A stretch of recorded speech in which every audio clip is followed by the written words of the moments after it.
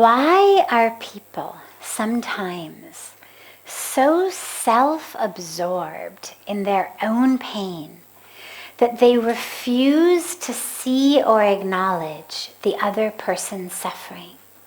How do you make such a person understand that the other person is also suffering?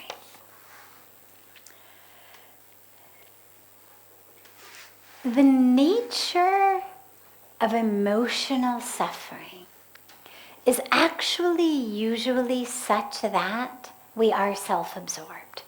The two things go together. When I am suffering, inevitably, I tend to be self-absorbed. Let's say a tragedy happens in a family member passes away. Everybody in that family is going through their own loss, their own suffering, their own difficulties.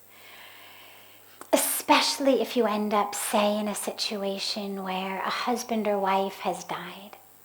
Obviously, the one who's left behind is suffering, but the kids are suffering. And so inevitably, there's that challenge of the parent who's left behind to, on the one hand, deal with their own suffering, but on the other hand, also be there for the children. And it's a challenge because, again, when we suffer, we tend to be, of course, we're self-absorbed. And this is true, by the way, whether it's emotional. It's also true if it's just physical. You fall down, you break your leg. You're in excruciating physical pain. They rush you to the hospital. You're much less likely to notice the poor people on the side of the road while you're being rushed to the hospital, grasping your leg that's gushing blood and the bones are sticking out of it and you're, on the verge of fainting from shock. So any level of suffering is going to make us instinctively more self-absorbed.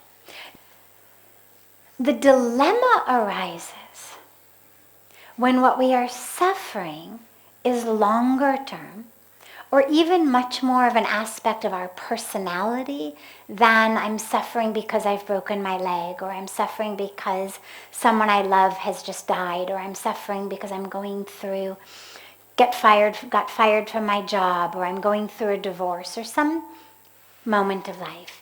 A lot of times we have people who are just emotionally suffering. And it's much more a trait of who they are. And the dilemma with that is that A, they can't see other people suffering because they're so self-absorbed. But B, they also end up tending to cause other people's suffering. When we are the one who is suffering, something has happened in our life. Loss, pain. No problem. Allow yourself to go within. Doesn't have to necessarily be the time that you're most productive at work. Doesn't necessarily have to be the time that you manage the bake sale at school and you're the one, taking care of everything.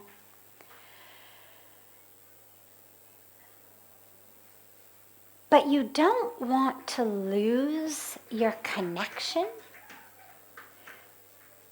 to the deeper truth of who you are. Because see, here's the thing. Remember that suffering is an emotional response. Pain is in the body. I fall, I break my leg, pain. But the, oh my God, why me? This isn't fair. I was headed on vacation to the Caribbean. Why don't I get to do anything I ever want to do? Why is it that everything that good is going to happen in my life ends up getting ruined? That's the suffering. Pain is physical body sending pain signals, broken leg. Mental response to it, suffering. As we're going through that, you want to be really sure not to get lost in the drama of your mind. Because that separates you from the truth of who you are. And the way out of suffering, if I've broken a bone, bless you, if I've broken a bone, the way that I will heal is that bone will reconnect itself. If I've got a broken heart, if I've got suffering in my mind, the way that will heal is when I am reconnected to the truth of who I am. And so when we're suffering, whether it's a literal broken bone or whether it's a broken connection, the solution is the same. Put it back. Reconnect. Whether I'm literally reconnecting a bone and then I heal and I will no longer be in pain, or I'm reconnecting myself to the truth of who I am. I'm reconnecting myself to the divine outside of me, inside of me, that is me. Because of course, once you're connected, there is no inside or outside. There is no this side or that side. It's all one. And I mention this very specifically with regard to suffering because our suffering a lot of times is caused by being disconnected. We may think it's caused by a really annoying boss or colleague or neighbor or family member. But that person's ability to impact us so deeply, to actually cause us to suffer, is due to something being broken inside. If I've got a cold or a flu, and I sneeze or I cough on you, if your immune system is weak, you're going to get my cold or flu. Give yourself a day or two and you're going to be coughing and sneezing. Weak immune system. But if your immune system is strong, or if you know, actually I just got coughed or sneezed on by somebody who was sick, I better amp up the vitamin C, I better, drink lots of water, get lots of rest, do good things for myself, and you strengthen your immune system. You don't have to necessarily get sick. The simple fact that I coughed or sneezed on you does not in and of itself guarantee you will be sick. That's a physical immune system.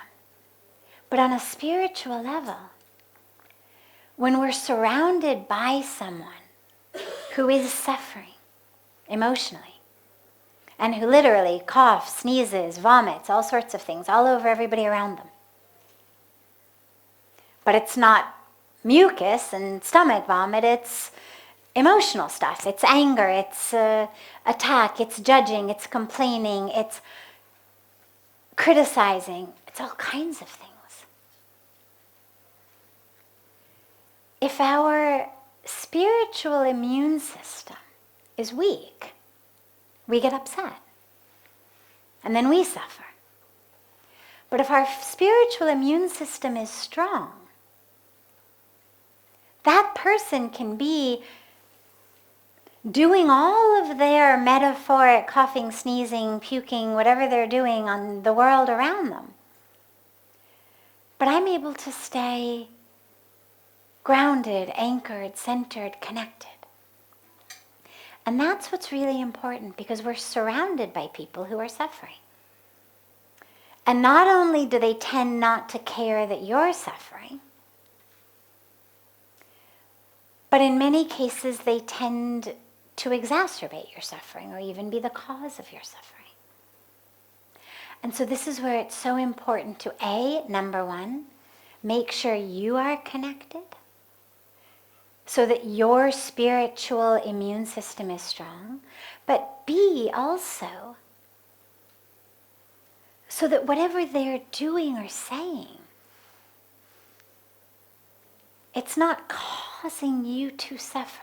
You don't need them to act in a certain way, to speak to you in a certain way in order for you to feel okay. But the third piece also is that you don't need them to necessarily care about your suffering. Circling back specifically to the question. A lot of times when we are suffering, we want everybody, of course, to care about our suffering. And if someone else is suffering, they tend not to.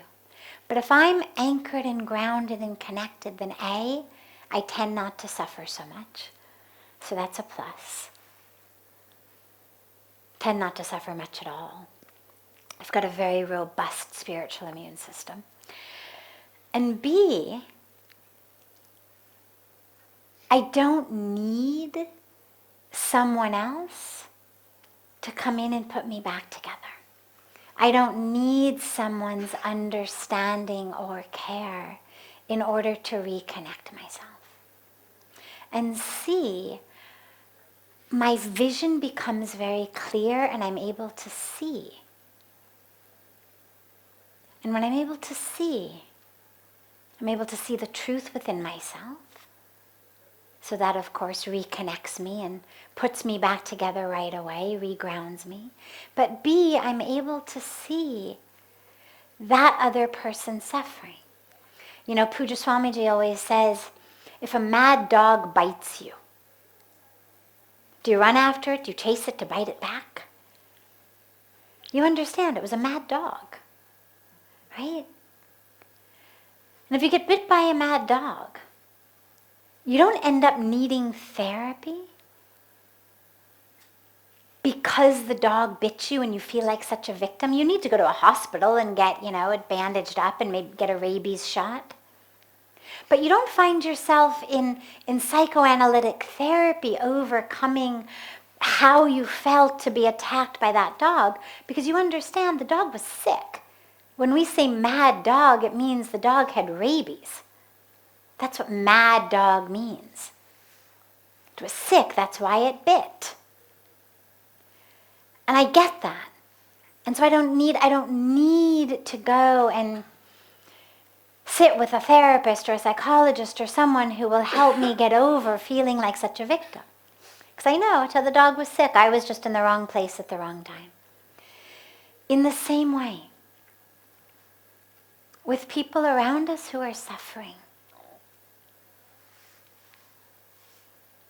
when they bite us, literally, metaphorically, however it may be, we understand it's because they are in a state of dis-ease. They may not have a diagnosable disease, but they are in a state of dis-ease. That's why they bit us. That's why they've caused us to suffer. And I understand that. And so it doesn't cause me to suffer. Because I know, it's just that they're in a state of disease. So I take care of myself. I bandage my wound if it was physical. If it was non-physical, I learn to just stay away. I connect myself, ground myself, anchor myself. And then, if my spiritual immune system is really robust, I pray for them. I practice compassion toward them. If they, in their suffering, can't care for me, can I, in my suffering, care for them? And that becomes quite a challenge. But it's a beautiful and exciting challenge, and it's a challenge that takes us right into the core of what a spiritual practice looks like, is not saying why about the other guy, but saying why not about me?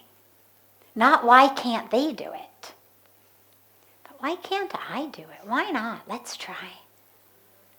Can I?